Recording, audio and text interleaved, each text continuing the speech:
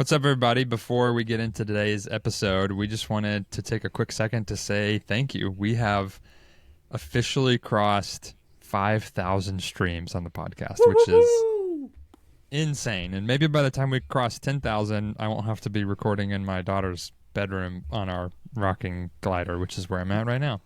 Yeah. But hey, we're doing it. We're doing it. So exciting. There's actually like 6,500-ish streams if you include YouTube, but still a huge milestone for us to see on our podcast platforms to have hit 5,000, which happened this week. And we just wanted to say thank you to all of you. Yeah. Because we couldn't have imagined that this would be. The response is so encouraging. This is more than we hoped it would be. Yeah. And we've gotten to be in conversations that are really vulnerable and life-giving outside of this podcast with people who do listen and what it has meant to them. And we want you to all know how much that means to us, that it's meaningful to you, because that's the heart behind this podcast. Yep. So 100%. And if that number means nothing to you, if you're like, well, what does that mean? For us, apparently, what we've heard is like, those are pretty good numbers. It's pretty good. It's not bad. For a brand new show that didn't have any prior to existing audience before we launched, which was March 3rd. March 3rd. So, yeah, the response has been amazing, and it's all thanks to you guys. So we love you. And speaking of that, thank you for sharing it around. And if there's one person in your life who there's something specific that really annoys you about them, find an episode of our podcast that you think could heal that wound in them, and then just go ahead and spam them with that podcast for a week. See if we can't get a few more listeners in this month. But for real, please share it around. We're very thankful for how you are already sharing it. It feels, like we said, just more than we could have asked for or imagined, and so encouraging. And sign up for the newsletter if you're not already, because we're going to be we've had a lot of doors that have been opening that we have not knocked on. They are just opening, and so we'll be sharing some of that stuff with you guys. Sign up on the newsletter. We also have created a free companion guide to help. It's just a really practical way to help walk through difficult emotions or even hard conversations with people. Jamie, you've talked about like how helpful it's even been for you. Yeah, I actually use it a lot, and I use it a lot with my clients. But I use it in my own personal life. Pause, pray, process, express. It really helps me go from reacting out of my dysregulation to coming back into regulation and feeling like I have a little more choice over how I treat people that is independent of how I feel. So go check that out. It's on our website, 3%.co, and you can download that for free. And it has a lot more information. Like it's a really beautiful PDF that Blake made that'll walk you through that whole process. It's not like it just says 4 words and then you're done. We're going to tell you how to use it. So love you guys. Thanks for being here. Love you guys. Enjoy the episode. Let's get into the episode. We'll talk to you again after we hit 1 million downloads. Yeah, here we go. Peace. We measured marital satisfaction on a scale of 1 to 100, and most people are in like the 60 to 90 range. Like there's not a lot of people sitting at 20. Okay. So it's not like you're throughout the thing. So little changes matter a lot. So if you have money problems, that drops you by about 5 points. So it's significant. If you go from having sex once a month to having sex several times a week, that's a 10-point increase. Okay. Whoa. So significant, but it's not like astronomical. But if you go from sharing housework and mental load to one person doing 90% of it, you see a 30-point drop. Wow. So, wow. People think sex is the biggest problem. It's not. It's mental load and housework. And that applies whether or not there's a stay-at-home parent in the relationship. Welcome to 3%. We're your hosts, Jamie Hay. And I'm Blake Roberts. We're two best friends, fathers, husbands, and just two guys trying to figure it out. We're also therapists, which is probably a pretty important part. That's true. And we believe that at our best, people are 97% honest with themselves and others, and it's that hidden 3% of emotions, needs, desires, and behaviors that we keep to ourselves that keep us bound to shame and loneliness, from which many of our issues stem. Each week on this podcast, we'll interview leaders in the fields of psychology, theology, arts, and athletics to explore holistic masculinity. We're not here to tell you the man you need to be, but we are here to help you explore what gets in the way of being the man you want to be. We're going to help you develop courage and give you the tools to share your 3% in the relationships that matter most so you can more deeply connect with yourself, God, and others. So, pull up a chair. Let's get into it. So let's be honest.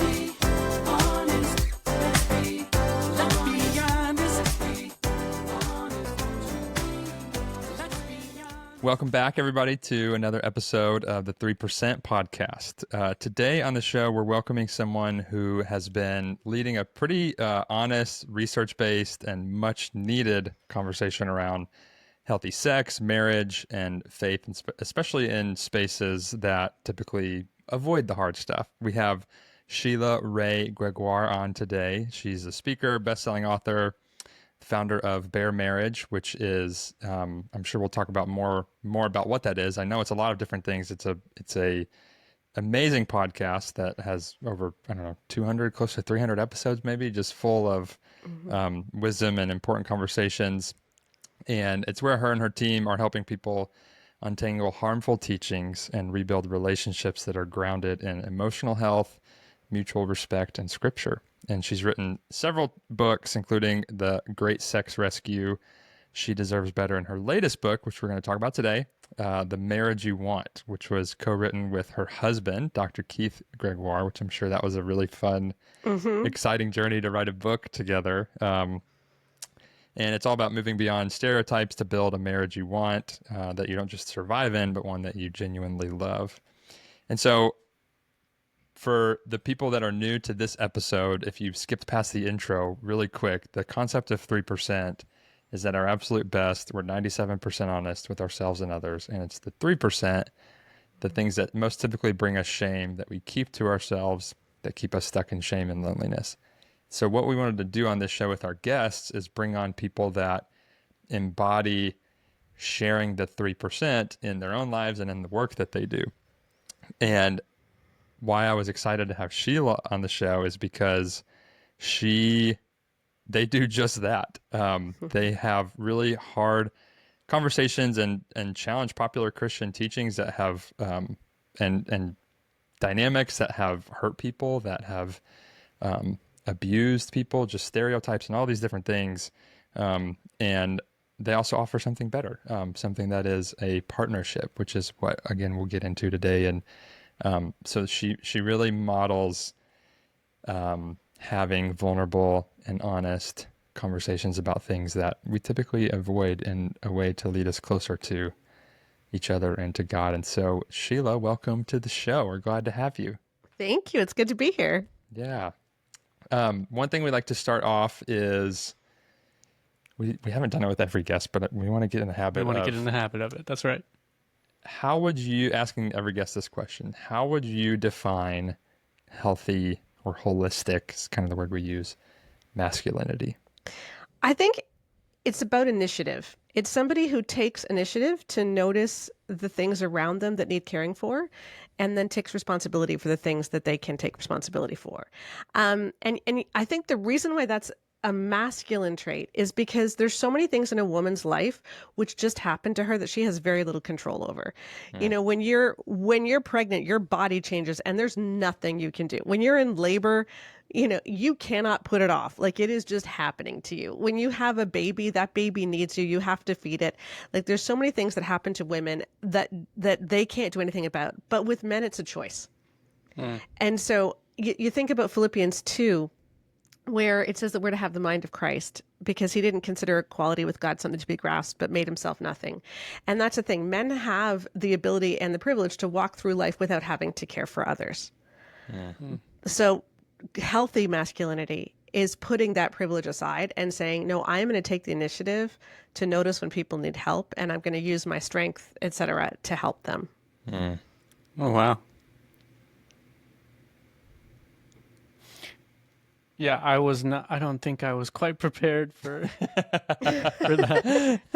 She's ready. Yeah, to think about being able to walk through life with the privilege of not having to extend care to others. And you can see that on display from a number of men in positions of authority. Mm-hmm. And I want to be like, I know that there's also this, I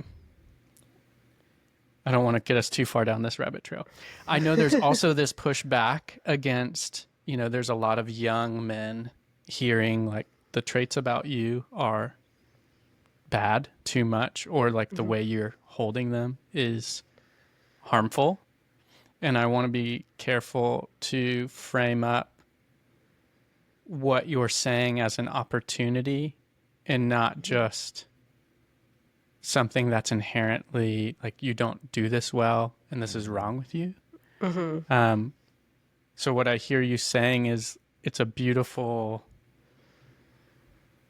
gift that men, or trait that men can have, to use strength to care well for those around them. Yeah, because if God created both of us to be helpless and very constrained by a baby, by whatever, then humanity would be in a whole pile of hurt, So like we need somebody who is to a certain extent free from that, so that they can still get the food when she can't get out of bed, so that he can still, do all of these things, make sure that everyone's taken care of. And so, I think that's what masculinity is realizing, wow, I have the freedom, that women don't necessarily have. And so this is great because I can use that for other people. How, as far back as you want to go, or as deep as you want to get into it, before we even start talking about the book, you, to me from the outsider, like you have a very specific niche, and especially within like the evangelical space, talking about all those things that I mentioned in the intro. How did you get there? Oh, it wasn't intentional. I also say, as a Canadian, I have a niche, Niche is one of those weird words. I still don't know how. I don't know if it's niche, if it's niche. Well, I know Americans say niche. It's just like, it's a French word. It's niche. But anyway. But I think Canadians and Brits are the only ones who do that. They do it that funny. way. Probably Aussies too. And Kiwis. Anyway, when I started mommy blogging in 2008, so I was, I got on the mommy blogging train. I was doing housework, organizing, parenting. And the more I talked about sex, the more my traffic grew. And so my blog kind of became like this Christian sex space, which is weird. No one sets out to do that. And I became this Christian sex lady. And I was mostly just producing books that talked about, how to have healthy sex. The Good Girl's Guide to Great Sex, which I've since completely rewritten, 31 Days to Great Sex, etc. And then I had this experience in 2019 when I had a headache. I was procrastinating, and I was on Twitter, and people were debating whether they needed love or respect. And they were referring to the best-selling book, Love and Respect by Emerson Eggerichs. And I thought, I have that book. This is an awesome way to procrastinate. So I went and got it, and I turned to the sex chapter, and it was like a nuclear bomb went off in my living room, because I read, if your husband is typical, he has a need that you don't have. That need is for physical release. If he doesn't get physical release, he'll come under satanic attack. And there was not a single word about women feeling pleasure too, or about intimacy. And I just thought, if that is what is being taught in evangelical resources, what are we going to do about it? And I had never really read a lot of other Christian books, because I was afraid of plagiarizing. And I thought, well, I love Jesus, they love Jesus, we're all saying the same thing. And that was when I realized, oh crap, we are so not saying the same thing.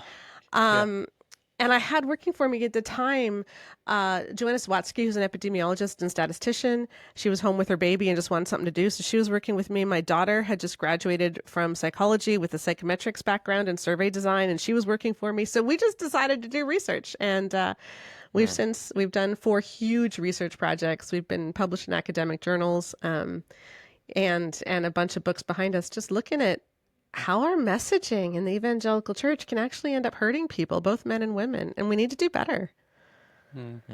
What was the focus of those 4 surveys? Okay, so we started with our biggest one, which was 20,000 women for our book, The Great Sex Rescue. And we were specifically measuring how a lot of teachings around sex affected marital and sexual satisfaction. We followed that up with a very similar survey for men. Then we did a survey for women on how the things that they learned as teenagers affected them long term in church.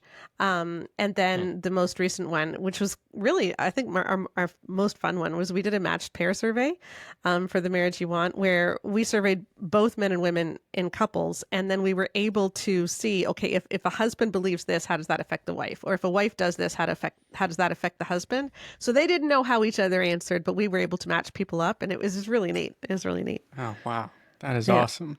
Mm-hmm. So 20,000 women. Yeah, I think that's important to note because, like, a lot of what you talk about is not just your. I'm not minimizing your ideas and like the way that you can see things, but it's not. Oh no, just you that. can minimize my idea. This is the point: is that we're data driven.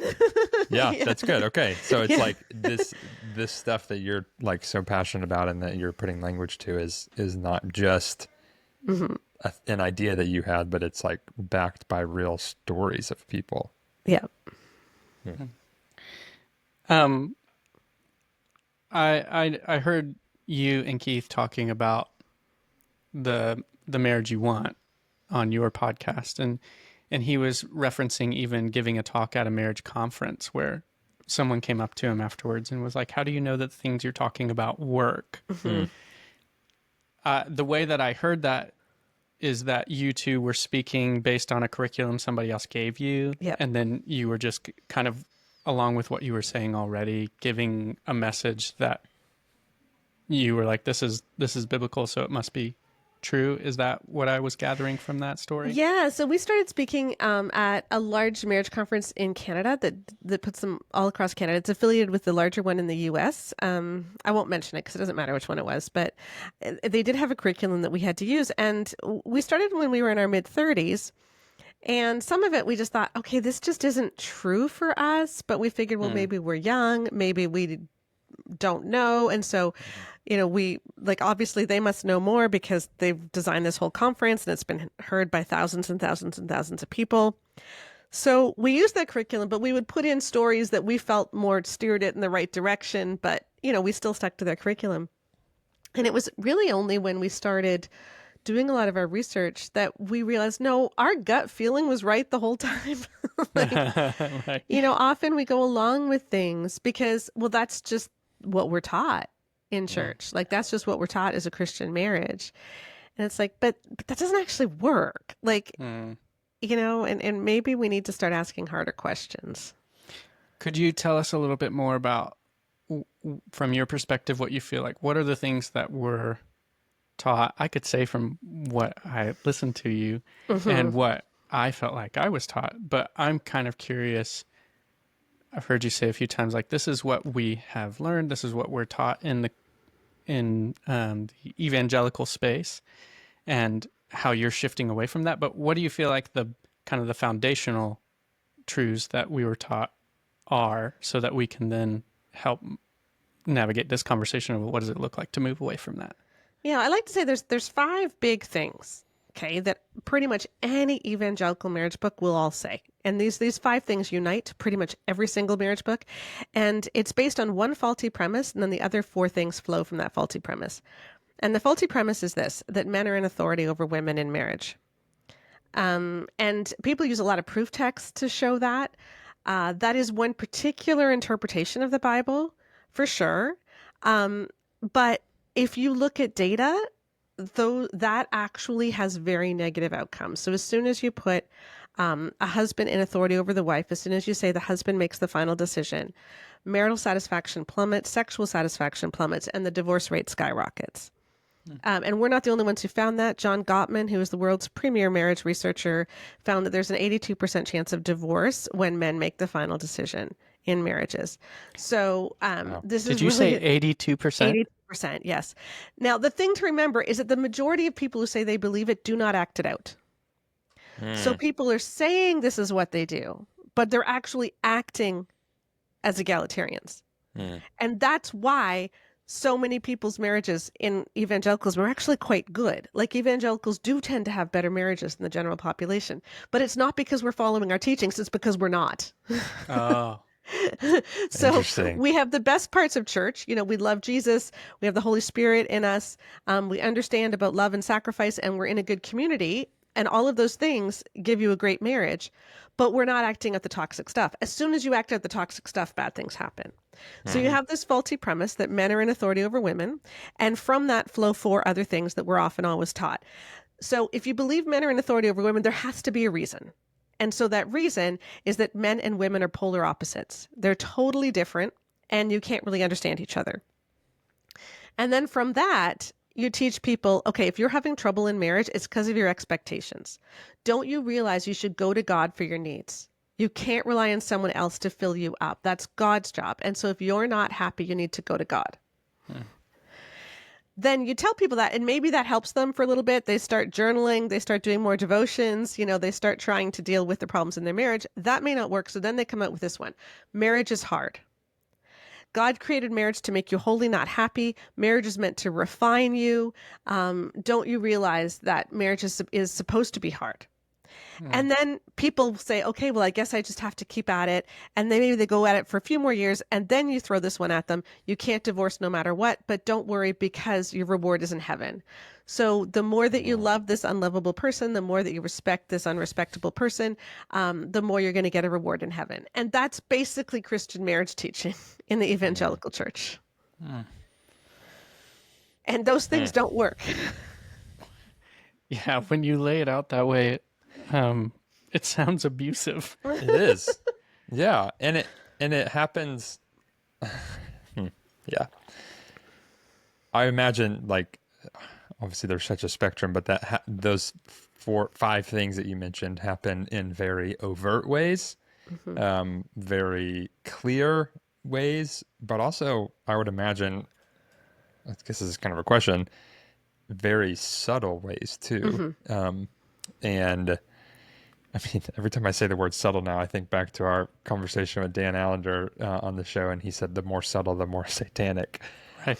And I imagine that, like, even in these books and in these, when you're like sitting under like spiritual authority of people, like if these 5 things are happening in such a subtle way that you can be impacted by it in harmful ways and not even really like be aware of it because it's not super clear where you're like, oh, whoa, is that... Well, let me take one of them and just walk you through what happened. So let's say that you're taught that marriage is hard. Okay. And with all of these things, there is an element of truth, right? Like that's why they're able to keep up at it, because there is an element of truth. But let's say you're taught marriage is hard. So then, you're in a relationship. Let's say you just got married and you have your first conflict. And it isn't going well. You're not happy, but you figure, oh, well, I guess this is just what marriage is. And so instead of saying, oh, wait a minute, like we should be able to get through this, you figure, no, this is just the instrument that God is using to refine me. And so I need to go pray more, etc. So you don't see red flags. So if you're in an abusive or really toxic marriage, you think that's normal. And it can lead to people marrying abusers. Both men and women can end up marrying abusers because you're told relationships are hard. But it can also mean that even if you're in a marriage which could otherwise be healthy, you don't use proper conflict resolution techniques because you figure, well, this is just what marriage is, as opposed to, holy cow, I don't want to live like this. Like, what are we going to do about this? And figure it out, Right. And the way that I like to put it is life is hard. Marriage adds complications to life. Yeah. Right? You have another person that you're going through life with. You have 2 sets of jobs, 2 sets of families that can get ill or lose work or have some sort of crisis. You often have children, which bring a lot of complications, or you can't have children when you want them, which also brings a lot of complications. So life is hard, but marriage brings complications, but your spouse should make life easier, not harder. And your spouse should not be the reason that marriage is hard or that life is hard. Yeah. Yeah, I work with a few couples in my therapy practice. It's not my primary thing that I do as a therapist, but it is some because I work in a more rural setting. So I kind of see a general population. And one of the things that I've been working on with my clients lately, some of whom are Christian, some of whom are not, is moving from unconscious incompetence to unconscious competence over time. So it sounds like what you're saying is that the message in the Christian church is that if you encounter unconscious incompetence, that's just what marriage is. And the refining will be that you can just suck that up. Yep. Yep. That does not sound fun. And is the Or effective. or effective or healthy for any kind of relationship. So if those are the 5, well, I want to talk about all of them. But I kind of, well, let me even bring up what one of the things that both Blake and I work a lot with is sex addiction. It's part of our stories, and I know that I've even heard you reference that this is every man's battle. I don't know if you've heard of Sam Jolman. Yes, yes, he's a good friend. Yes, he's been on our podcast too. The Sex Talk You Never Got. Yeah. Yes. So he came and talked to us as well, and we really resonate with the idea that in the evangelical church, a lot of men, if not all men, were taught this is the battle that you will always fight, that sex is something that you should not do at all before marriage, and then when you get to marriage, it's time to turn it on and do it really well. And that's something that I talk to my own clients about. How do you deconstruct the narrative that you were given that this is, prior to marriage, something that's super unhealthy or demonized? And then when you get to marriage, it's something that you now not only need to see as healthy and put in the context of holiness, but you need to be really good at without having proper education or any kind of help understanding like what even is pleasure. How do you have open conversations about this, especially when the entire context of this, and I know I'm rambling, but the entire context of this is based on poor communication to begin with. So it's not even modeling helpful communication about sex for later. And I heard you talk about the idea that men get to do whatever they want and women need to fill in the gaps of men's lack of psychological development. Oh my gosh. And I thought how I think there's a yes and to that in the work that I have experienced as a therapist, which is women are, I guess, in the evangelical space, but this kind of seems like a more at-large issue as well, that women have been culturally trained to, we talk about it as using the full 64 box of crayons to color their emotions. Men are given a box of 8 and really only socially encouraged to use 2 of them. And so it kind of feels like this, again, unconscious incompetence of, you do have a lack of psychological development maybe as a man, and that's now showing up also in your sex life because you don't have the ability to appropriately communicate that I feel incompetent and under-resourced in this area that's very vulnerable, embarrassing, and difficult to talk about in our marriage now. And then the big things that are given also are, I'm trying to be careful about how I say this because I'm not actually disagreeing with you. I agree with you big time. But I think it can be really shaming for men now to hear this pendulum swing where it's like, you guys need to really rise to the occasion. Kind of, I think the way you talked about it is like mountains being made low and valleys being raised up, which I agree with. And it's like, how do we do that? How do we encourage that in a way where it's like, hey, you've been given this mountain that maybe you're unconscious of, And your gift, like you were saying at the beginning, your gift is how you use that to care for others. Yeah. I think it's also seeing that the mountain that you've been given has hurt you. Like there's so much shame that we heap on little boys. Like so much shame. I think in some ways we heap I wouldn't say more than girls, but it's a much more negative sin message. With girls, we're kind of taught that you're responsible for everything around you, but with boys, you're taught you're bad. You're just bad, right? Because we don't distinguish between lusting and noticing. And we don't really teach what lusting means. And so you have a 12-year-old boy who's starting to have erections, and he notices, a girl is now wearing a training bra, and he gets like, he's curious, and the message you're given is, well, you've now hurt Jesus, right? You have nailed his hands into the cross because you got that erection, and so we don't tell boys that this is normal. Like finding girls attractive is not lusting after a girl.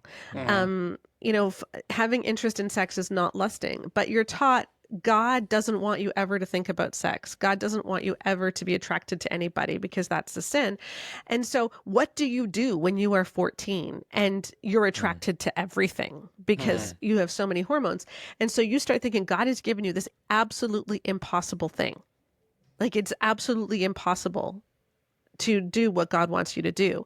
And so the only option is to make sure that girls control themselves and girls help you out because you can't do it yourself. And so it's up to girls. And that's how the shame message happens. And that's how a lot of the responsibility gets put on girls, which ends up hurting girls too. But it also makes boys feel helpless when you're not, because we've labeled things sin that aren't sin. Yeah. And so there's so much shame that's heaped on men, and then they go through life, the vast majority of Christian teen men and young 20s men are involved with pornography. So you get married with porn in your past, with all of this shame in your past, and you're thinking, at least marriage will finally make me feel better. Right? And so at least with marriage, I won't be drawn to this stuff anymore. And you probably still are, right? Because porn and sex are not the same thing. And it's still a huge, big mess. And what you've never been taught is that having sexual attraction is normal. Having these feelings is normal. There's nothing wrong with that. It's okay to desire your wife. But intimacy is this really beautiful thing. And instead, we're using sex to run away and try to cure this shame and sin we feel, instead of sex as a way to celebrate the relationship that you have with your wife. And so that's what I mean by the fact that the mountain, it can actually be harmful because, the mountain lets men say, hey, it's going to be my wife's fault if I use porn. Hey, my wife is going to be my sin management tool. But that ends up hurting men because you don't experience what it means to just have a healthy sexual drive for your wife without all this other stuff, mixed in. Yes. Yeah. Well done, Sheila.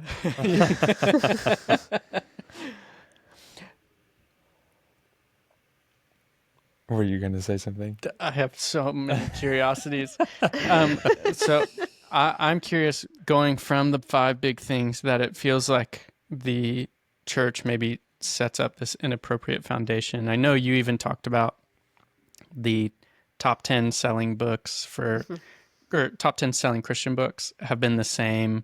There's only one from 2017, and then everything else is 15 years or older. Wow. Yep. And the vast majority of them are actually from the 90s. Wow. So the data from the books in the 90s is probably even older than the 90s. Yep.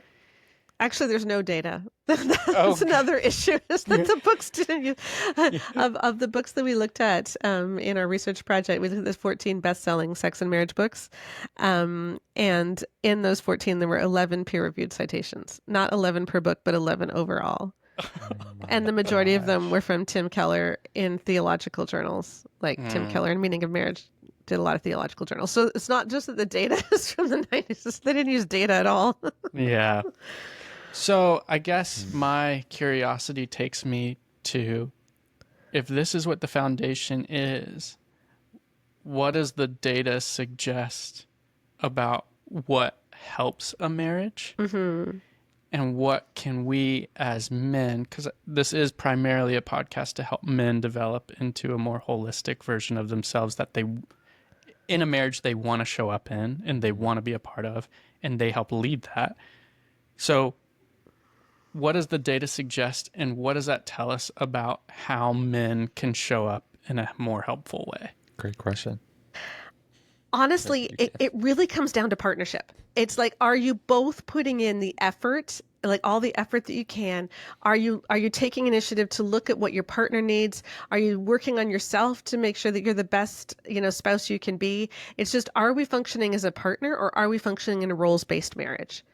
Because when you function in a roles-based marriage, roles like men do this, women do this, that both tells you what you can do, but it also exempts you from other things. And it's the exempting from other things that's really the problem, because you both need to be putting in 100%. That doesn't mean that you both do the same things, but it means that together you sit down and you say, okay, given our circumstances, our giftings, our interests, our passions, our money situation, our backgrounds, etc., what is the best way that we can care for our family? And that's going to look different for everybody. There isn't a one size fits all. So it's like, are we being partners, and are we making decisions together at how we can do the best we can? And that's what really, really matters. And then that has repercussions for all kinds of other things that we talk about in the marriage you want. Like, are you able to emotionally show up in the marriage, which is a huge problem for a lot of guys. It can be a problem for a lot of women too. Like, just because women in general are better at emotional connection and openness than men does not mean that each individual woman is good at this, because they're not. And it doesn't guarantee that she will be better than he will be. But, emotional connection matters. And then just splitting responsibilities matters. We think that the two biggest issues in marriage are, well, let me ask you, what have you always been told are the two biggest issues in marriage? Money Sex and money. Sex and money, right? Yeah. And we measured it, and they're not by far. There's something that's way more important. So we measured marital satisfaction on a scale of 1 to 100. And most people are in like the 60 to 90 range. Like, there's not a lot of people sitting at 20. Okay. So it's not like you're throughout the thing. So little changes matter a lot. So if you have money problems, that drops you by about 5 points. So it's significant. If you go from having sex once a month to having sex several times a week, that's a 10-point increase. Okay. Whoa. So significant, but it's not like astronomical.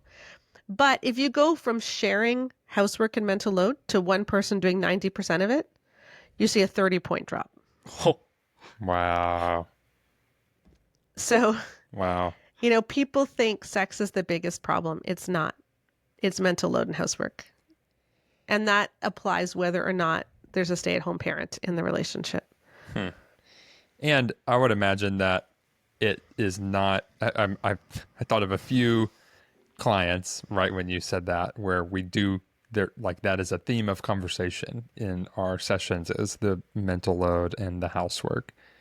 And while that is like certainly an important factor that needs to be talked about and named within the couple, I would say, at least with some of the clients that I'm thinking of, it's like, it is about that, but it's not about that.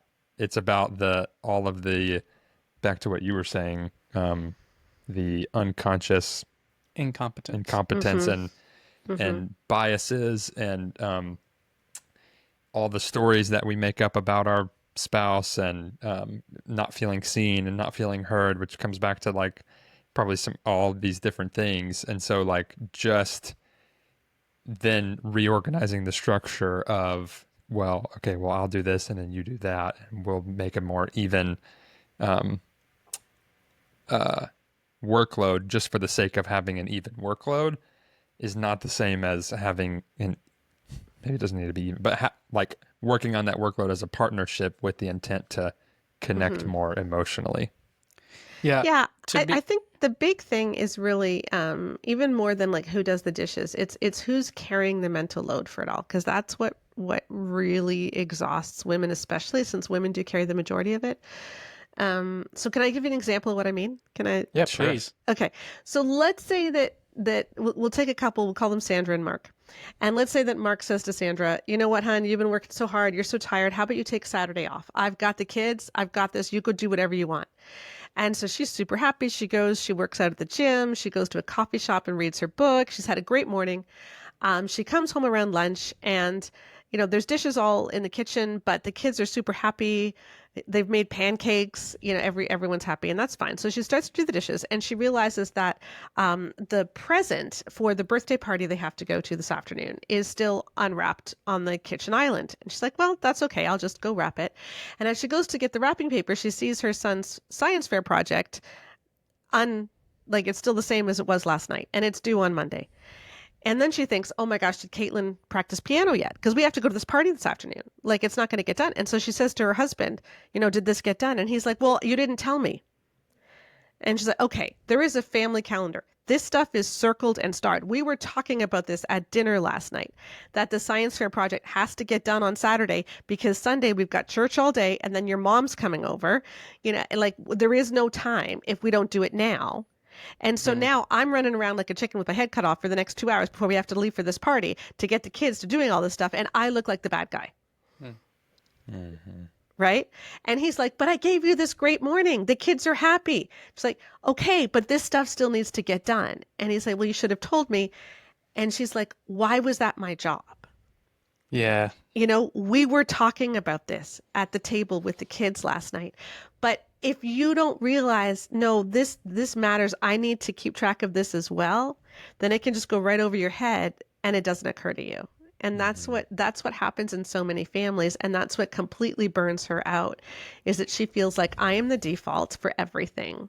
Mm-hmm. And people take me for granted. And it's not every marriage, but it is a large portion of them. Like things like kin keeping. We asked people, okay, when it comes to your mom, who looks after, her birthday cards, her Mother's Day cards, etc. Or when it comes to extended family, who cares for your extended family? And in about half of marriages, each person cares for their own, but in the other half, the wife cares for both of them. Mm. There's very few marriages where the husband cares for both of them. It's the same thing with making medical and dental appointments. In about half of marriages, they each make their own appointments, and in the other half, she makes them for both of them. Oh. Very, very few does he make them for both of them. Yeah, yeah. And back to your story of Sandra and Mark. It doesn't Sandra matter. And Mark. Yeah. Mm-hmm. This is why, what you described, where he goes, well, you didn't tell me, and then you said, well, we talked about it at dinner last night. So it wasn't like there was all of this stuff that she had on her mind that there was never any communication about that he was just supposed to know. It was like they talked about it, there was conversation about it, and he didn't hear it. And I'm like, yeah, I've never been there, but I'm sure Jamie has. Right. Just me. But this is why it's so important for us as men to do our own work, because I know for most of the men that would be in that example, when he's not hearing or not listening in the midst of that dinner conversation, it's not because he doesn't care. It's not because he doesn't want or doesn't desire, for most men, to take the mental load off of her, to be supportive. It's because of a lot of reasons, but it's because he's so disconnected from his own story. I'm speaking for myself. I'm just saying he. And he's thinking about work, and he's thinking about his performance at work and what he needs to do, or he's in all of these other places because where he gets his value, or where he's trying to get his value is so much wrapped up in this performative doing. And so the reason he's not present is because his disconnection from his own story is taking him into all of these other worlds, even while he's with his family. Mm-hmm. And he doesn't even know that. He's not even aware of that. But I would just push back and say, women who work still have all of that other stuff on their minds as well, but they don't have the luxury of not paying attention to the science fair project. Hmm. Yeah. Yeah. Hmm. And if I can, explain the unconscious incompetence to unconscious Yeah, I competence? was going to ask you to define that earlier. Because I didn't actually explain it, I just said it. And the way that it relates to this is, I think part of this is knowing what was modeled for you. Mm-hmm. And so the unconscious incompetence, or the showing up at the dinner table and not taking on the mental load, could be you didn't really see that modeled for you when you were younger, and so the unconscious incompetence is this is my role. To your point earlier about the evangelical foundation, that's unhelpful. Mm-hmm. Mm-hmm. This is just how it is. This is my role. Is I work, and then maybe I help the kids make pancakes, but I don't do anything else. Mm-hmm. And moving from that to conscious incompetence would be, so the pattern goes unconscious, conscious, conscious, unconscious. Unconscious incompetence to conscious incompetence, which is basically how I say it is spitting in the soup of a problem. So you see that I am not helping with the mental load. I notice I don't show up in all of the, for me, even the example you gave about buying for both sides of the family, that even if I want to buy my mom a gift, or even if I think about it, my wife Elizabeth has already been thinking about it. Mm-hmm. Mm-hmm. That shows my now conscious incompetence. Even if I'm starting to think about it, if she starts the conversation with me because I thought about it but didn't communicate it, that's still incompetence. Mm-hmm. Then moving from that to conscious competence, where I say, I'm thinking about this, I'm not sure what to do. Here, I'm thinking about the kids needing to go to this party and practice piano, and maybe I'm doing that imperfectly, but I am thinking about it and I'm trying in it, and I'm trying to help carry the load by being consciously competent, then to unconscious competent, which is when you have such a routine and pattern of those things. Yes. That now you're the team together, and you both you share that mental load. And what it sounds like you are saying, Sheila, is that somewhere in that conscious competence and unconscious competence space, once you move to that side of the scale, not only does it increase marital satisfaction for whoever was holding the mental load on their own prior, primarily the female, but it increases overall marital satisfaction. Very much so. So men who take on the mental load have better marriages. They have better sex lives. They just, couples just enjoy each other more, because you feel like partners. And I wish that this was more taught, but instead we're often just taught this gender role idea, and it doesn't work. And that's why we see, and multiple studies have shown this, is that women's marital satisfaction drops much faster than men's. Men's often stays pretty high. Men have much higher marital satisfaction than women in general, but women's drops, and it tends to drop in a predictable line. And we call this the unfairness threshold, where for the first 5 years, she can basically put up with anything. So she can put up with dissatisfying sex. It doesn't bother her that much. She can put up with doing most of the housework. It doesn't bother her that much. She can put up with doing all the kin keeping. In those first 5 years, she's like, well, I guess this is just my role. This is what I do. I'm happy. By year 10, it's starting to bug her. By year 15, she's had it. And by year 20, she's off and out the door. And that's when marriages become sexless too. So we see the marriage hasn't actually changed. It's just that her ability to put up with it has just gone. It's just gone. And so it's so much better if couples in the first few years of marriage, when nobody knows what they're doing, Right. If we just talk about this stuff, if we just make it say, okay, I'm not happy with this. I don't know what to do. I don't know how to change it. But what I do know is that if this keeps happening exactly the same way as it is, I'm going to be super unhappy in 20 years. So, it's not whether you can put up with it today. It's whether you can put up with it for the next, for the rest of your marriage. That's the key thing people need to start asking themselves.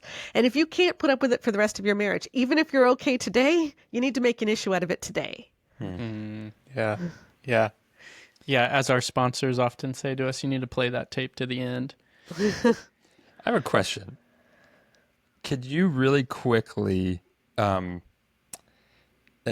this will help me set up my question, could you really quickly share what you did? I think it was on the episode that we were referring to about your book. I think it was Isaiah 40, the mountain and valley analogy that you put language to. Could you say that really quick? Yeah, okay. I won't be able to quote the passage properly, but there That's is okay. there is this passage in Isaiah where God is talking about how he's going to make the crooked path straight, and he's going to create like this smooth road for us. You know, where and smooth roads are super important in farming times and times without cars. You know, smooth roads mean that you can get places, that life is much easier. They're very, very, very beneficial. And the way that he builds these smooth roads is that he brings the mountains low and he brings the valleys high.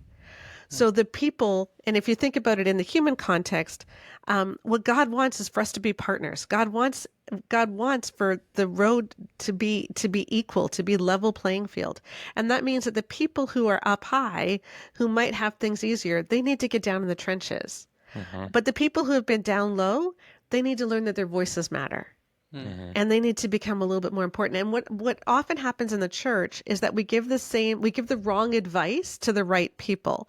Because in the Bible, there's lots of verses that talk about bringing the mountains low, about how we're supposed to sacrifice, we're supposed to forgive, we're supposed to love one another, we're supposed to not think of our own interests, but also think of the interests of others, right? Like there's lots and lots of verses that can bring the mountains low. But there's also a lot of verses that can bring the valleys up. You know, verses about injustice and about caring for the poor and about caring for those that are lower down, and about how we're not supposed to play favorites and how we're supposed to, you know, care for others. But what often happens is that we teach those who are already high up the messages that let them stay high, and then we teach those that are low the messages that would keep them low. So instead of teaching the low people, hey, you know, justice matters, you get to be risen higher, no, we teach them, you need to forgive more, you need to love more, you need to sacrifice more. And we teach those who maybe have more, hey, you know, God made you to be a leader, you're supposed to speak out, you're supposed to do all these things. And so we're not leveling the playing field, we're entrenching these things. So instead of creating this lovely, you know, path that makes things easy, that makes life joyful, we're actually reinforcing the crooked paths. Yes, beautiful. Okay, so that sets up my question well, and I'll try to get through it. Usually I ramble, and then Jamie hears what I'm trying to say and then succinctly says it. He's like my chat GPT. Okay, so when I'm thinking about a marriage, based off of everything that we're talking about socially within the evangelical space, there is this inherent, if I'm just borrowing the language, so correct me where it doesn't fit. If I'm borrowing the analogy, there's this inherent hierarchy within the marriage where the man, because of everything we've talked about today, is kind of, to use that, like the mountain, on the mountain, and then the female is kind of in the valley. Is that fair to just paint a broad picture? Okay. Yeah. And I think that we see a lot of men in the world today, like Jamie alluded to earlier, in positions of power, who are on the mountain and are aware that they're on the mountain and are okay with being on the mountain. They're like, this is my place. Yes. This is where I should be. And you should be down there. And those people are difficult, right? And they have a hard time hearing a lot of the stuff that we're talking about. And then I think of men, a lot of the men that I work with that are like the people pleasers and like the nice guys, and they have a really like low sense of self, meaning there's lots of shame, there's lots of toxic shame. They may be in the relationship on the mountain, just because of all the stuff we talked about that like just inherently puts him there. But he's not the guy that knows he's on the mountain and is like okay with being there and needs to be knocked down. He actually feels like he's in a completely deeper valley that like nobody else is even in because of the way that he views himself and the shame that he has. So does this picture I'm painting make sense? Yeah. Oh, where absolutely. Yes. he's like in this position because of all of these other things that have gone before him and the things that he participates in that keeps him there, but he also is like not there. What would you say to that guy? Yeah, I think so much, and we talk about this in both chapters 7 and 8, in our work on emotional connection. Hmm. Is it so much that keeps us back is not understanding our stories and then reliving those stories in really counterproductive ways. Yeah. Um, and I think what I would say is that a lot of times when we don't have emotional language, when we're looking to other people to emotionally regulate us because we just have a hard time with anger, we snap easily because we're so focused on shame, or because shame has such a hold on us than anything, we're very easily triggered. You feel defensive. So it's very difficult to have open conversations. And yet, because of the shame, as well as because of just the way that we were wired for connection, these guys often have a really, really deep need to feel close to their wives, to feel like I'm accepted and I'm loved, but they can't open up and become vulnerable enough to truly be known. Right. Because that's our desire, right? That's our heart's desire, is that someone truly knows us and they still accept us. Yeah. But your wife can't truly know you if you aren't able to show her who you are. And how can you show her who you are if you aren't even in touch with that? If there's so much of yourself that you're running from. And so these guys often have, all of this shame that is constricting what they're doing and that is being really counterproductive in their marriage. But at the same time, they want to connect. And so what do? They channel those needs for connection into sex. And they have this super high need for sex, which isn't just a sex drive. It's not just libido. It's like, if I don't have sex, I'm not accepted and loved, because this is my only way to feel accepted and loved. And it puts such pressure on sex that sex was never meant to have. And when you try to use sex to feel connected while you're not doing the work of connection, as Michael John Cusick talks about, sex can feel really shallow. And it's one of the reasons why I think 16% of women in our survey said their primary emotion after sex was feeling used. Because it's like he's using me to feel something, but he's not really doing the work of connecting. And so those feelings of desperation, and it is a desperation, I think. Often it is a real desperation for sex, especially because it is the only method that you have to feel connected. Those are real, but they're not actually based in a desire for your wife in the proper way. They're instead often based in a desire to run away from the shame that you're feeling and run away from true authenticity. And so often what shows up as sex problems isn't actually a sex problem. But it can become the biggest thing that they fight about, because it's instead of sex being something which draws them together, it ends up being something that pulls them apart. And so I think that's where guys can feel, well, I'm not actually on that mountain. I'm in the valley because I'm so desperate, and she's got this thing that will make me feel intimate, but she's holding it back. She's not giving it to me. She's got all the power here. It's like, well, that's not actually what's going on.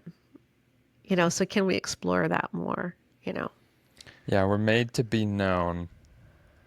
It's hard to be known without taking the risk of being seen. It's hard to take the risk of being seen if we're not aware of the pain that we carry for the ways that we weren't seen. Yeah. Yeah, and I, again, want to come back to, I think it can sound like we're saying do more, do more, do more to men, which in a lot of respects, based on the data, is fair. Buy your mom a birthday card. Yeah. Right. And I also want to be clear to those men that what you're saying is that in changing the way you operate, it's not even necessarily doing more, it's doing differently. But in doing differently, we're not asking you to do differently so that you can maintain the same level of satisfaction in your marriage and that your wife can finally feel satisfaction in your marriage. That she will feel satisfaction in your marriage based on the data, and that's a great thing. And also what Sheila is suggesting is that you will feel more satisfaction in your marriage too, whether you can believe that where you are or not. And that might be some of the result of the unconscious incompetence that we experience. And what our shame won't let us see is that changing some of these patterns, although it feels like a monumental effort, because for me, like, sex was different for me. I was sexually abused, Sheila. And so, like, I wasn't looking to connect through sex. Sex didn't have safety around it for me.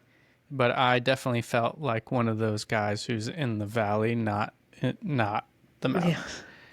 And I can say from my side of the street that still doing the work on my own story so that I can show up with an understanding of my needs and a curiosity and care for the needs of my wife drastically changed my satisfaction in my marriage because of, that dip that you're saying for women is real. And I think the satisfaction rating for men might be shame-based. Like if I were to guess, if a man's like, yeah, I'm so happy, I'm like, you might just be like self-protection there based on all the guys that I meet with. It's like, you're really, really happy until I poke on these things. And then you're like yelling at me in my office. And I'm like, I don't know that you're happy as much as I wonder if this was one of the, here it is. I don't know if you're happy as much as this was on your podcast. I don't know if you're happy as much as you're ignoring the reality of what's true to stay safe in what you think God's design for marriage is. And it's like, I think what you are suggesting, and I hope guys will hear, is not we're trying to, because there's all these movements. I'm so cautious about this, Sheila. There's all these movements in like the manosphere and like male, like kind of this more toxic male culture to go, well, nobody sees me, so now I'm going to shift all the way over here where I'm extreme. And I don't want to necessarily cater or pander to that narrative, but I do want to be caring towards it by saying, we're not just saying be better. Yeah. Like what Sheila is suggesting, what the data is suggesting, is that by changing the way you operate, going from an incompetence in areas that are unfamiliar to you to an attempt at competence, you will 30-point difference on a 100-point scale is massive. Yeah. Like, that's not marital satisfaction that only goes to your wife. That's not satisfaction relationally. Like, try this with a friend if you're not married.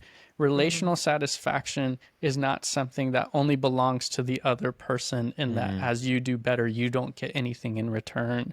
Yeah. I just want our listeners to hear, like, we're not trying to add to the shame that you're not enough. We're saying there's something totally different offered to you. Can I say something hopeful too? Because I find this really hopeful in the data. Yeah. Okay, so think we had all kinds of different what we call outcome variables. So like the things that we want, the things that we consider good things in marriage. Things like I have shared hobbies with my spouse. I enjoy spending an hour with my spouse. If I am in a car ride for an hour and we talk, I end up feeling better. We have high libido. I feel emotionally close during sex. I feel like my spouse cares about my opinions. Like all of these good things that you want in marriage, okay? And each of our charts, the marriage you want has so many charts. It's actually quite fun. And each of them has like at least 16 of these super fun things that you're looking for, right? Here's the cool thing. When one of them gets better, everything is more likely to get better a little bit. So it's not like you have to look at that and say, okay, now I have to share hobbies with my spouse. I have to work on talking with my spouse. I have to work on having a higher libido. I have to work on being emotionally connected during sex. That's not what we're saying. What we're saying is like, when you start moving towards connection, it has ripple effects on everything else that are good. Now, Beautifully some said. things, like if some things go really, really high in tandem, okay? If you start working on making sure your wife has an orgasm, when you have sex, then guess what? Libido's going to come up there too, right? Like some things Yeah. work hard in tandem. You might not necessarily have shared hobbies in the same way, but you're more likely to. But like the libido's going to move more than the shared hobbies, right? Because they're Yeah. more closely related. But even things that aren't that closely related, they're still more likely to get better. So when you work towards connection, even on one thing, you're more likely to see everything else get that little bit better. Yeah. And Yeah. so, we're not saying, hey, you got to take your entire marriage and change it. We're saying, you just let's start being intentional about this. Let's start, and especially, and the reason I think we put those chapters at the end about emotional connection, especially on opening up emotionally, and learning how to talk about emotional stuff, working on your own emotional regulation. When you can work on Yep. that, like everything gets so much easier to deal with. Yep. Before you wrap up, I just want to say one thing. Yeah. It does sound like you're saying, I mean, that is so cool what you just said about the data, and I hope everybody gets the book so they can see these graphs. But I think one thing that is really cool, and I think it goes all the way back to what you were saying at the beginning, is if you use your privilege to be able to care for, then you might create the safety in which these things have the opportunity to change.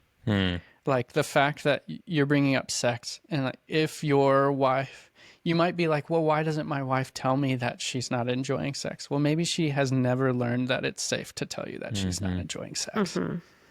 And you might, if you're asking that question, it's probably in response to she's wondering if sex is safe for you, and you're feeling uncomfortable with saying whether it is or is not. Just notice, like, if you don't feel safe, you have the privilege that Sheila's talking about that would give you more safety than your wife feels to explain how you feel in a sexual relationship. And you have the opportunity to, Blake and I say a lot, that vulnerability breeds vulnerability. And if you will lead with the safety of saying how you feel in some of these situations, it will breed safety for your spouse to do the same.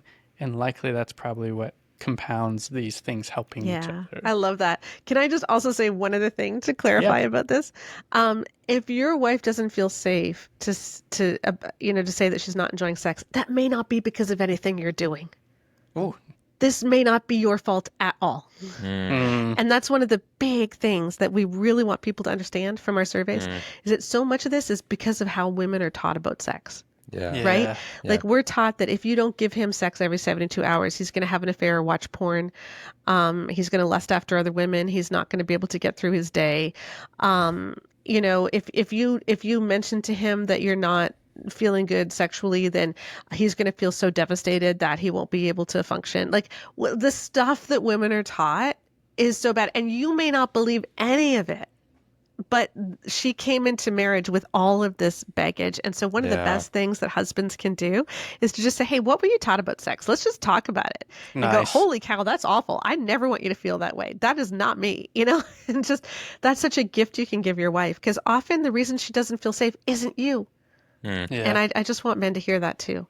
That's really well said. Awesome. I was going to start to wrap up by saying if couples feel stuck, what's like one thing that you would encourage them to move toward the marriage they want, but you just gave like 3 that were like so good. And I mean, I know we could keep talking for hours about this. Really appreciate you giving us the time. And there's so many nuances to this conversation. And for the listeners, if you're like curious about it and it stirs things up, pay attention to that and go check out the Bare Marriage podcast, because there are 263 episodes that dig into all of the nuances of this.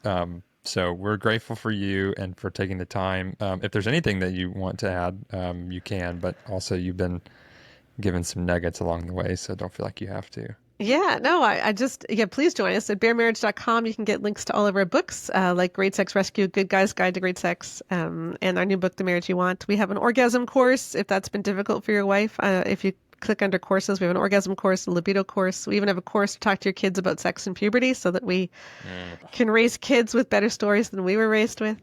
Awesome. And then our Bare Marriage podcast every Thursday. So, Awesome. Sheila, you're so cool. Yeah. Thank you. It's the Canadian in me, Yeah. Yeah. It's the niche in you. in the niche. Nice. Yeah. Well, thank you for being with us. Thank you guys for joining us on another episode. We're glad you're here. Keep coming back. You're worth it. See you next week. Hey, thanks for tuning in to another episode. Listen, we're working on some really practical resources to help you connect more deeply with yourself and others. So if you head over to our website, 3percentco.com, you can learn more about that. The link will be in the show notes. And this is the part of the show where we ask you for some help. Listen, we don't have a big fancy production team. We're recording these in my therapy office in between sessions and in the margins of our life. We just really believe in the message that much. I listen to a lot of podcasts, and rarely would I take the time to review and rate a show, just because honestly, I forgot. It wasn't until we started doing this show that I realized doing that actually really does help these platforms notice our show and get the word out. And so if any of this is impactful to you, we would love it if you took a second to leave us a review, rate us, or if you want to just do it the old-fashioned way, text this link to a friend and say, hey, let's talk about this episode. Whatever you do, make sure to follow us on whatever platform you're listening to so you never miss an episode. We're really grateful you're here, and we'll see you next week. So let's be honest.